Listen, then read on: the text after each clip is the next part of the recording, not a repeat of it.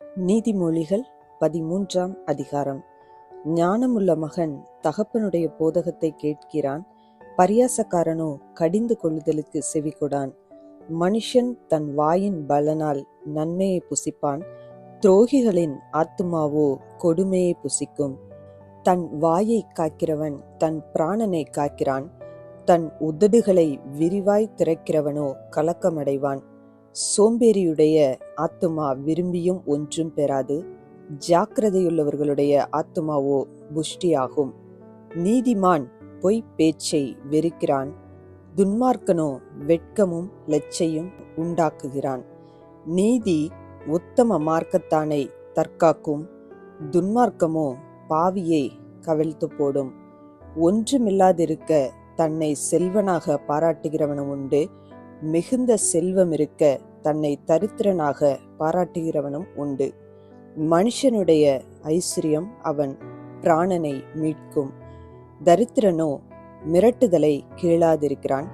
நீதிமான்களின் வெளிச்சம் சந்தோஷிப்பிக்கும், துன்மார்க்கரின் தீபமோ அணைந்து போம். அகந்தையினால் மாத்திரம் வாது பிறக்கும், ஆலோசனையை கேட்கிறவர்களிடத்திலோ ஞானம் உண்டு. வஞ்சனையால் தேடின பொருள் குறைந்து போம், வகைப்பாடாய் சேர்க்கிறவனோ விருத்தியடைவான்.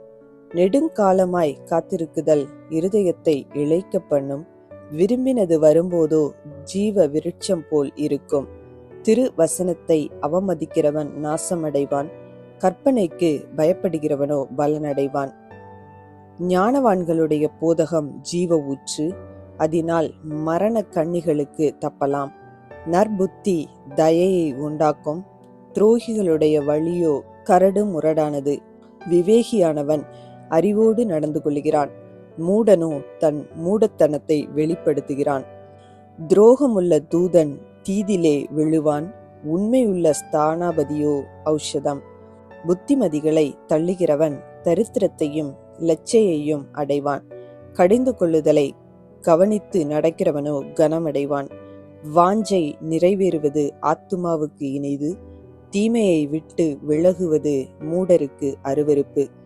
ஞானிகளோடே சஞ்சரிக்கிறவன் ஞானமடைவான், மூடருக்கு தோழனோ நாசமடைவான். பாவிகளை தீவினை தொடரும், நீதிமான்களுக்கோ நன்மை பலனாக வரும். நல்லவன் தன் பிள்ளைகளின் பிள்ளைகளுக்கு சுதந்திரம் வைத்து போகிறான், பாவியின் ஆஸ்தியோ நீதிமானுக்காக சேர்த்து வைக்கப்படும். ஏழைகளின் வயல் மிகுதியான ஆகாரத்தை விளைவிக்கும், நியாயம் கிடையாமல் கெட்டுப்போகிறவர்களும் உண்டு. பிரம்பை கையாடாதவன் தன் மகனை பகைக்கிறான், அவன் மேல் அன்பாயிருக்கிறவனோ அவனை ஏற்கனவே தண்டிக்கிறான். நீதிமான் தனக்கு திருப்தியாக புசிக்கிறான், துன்மார்க்கருடைய வயிறோ பசித்திருக்கும். இந்த வீடியோ உங்களுக்கு பிடித்திருந்தால் லைக் பண்ணுங்க, உங்க ஃப்ரெண்ட்ஸுக்கு ஷேர் பண்ணுங்க.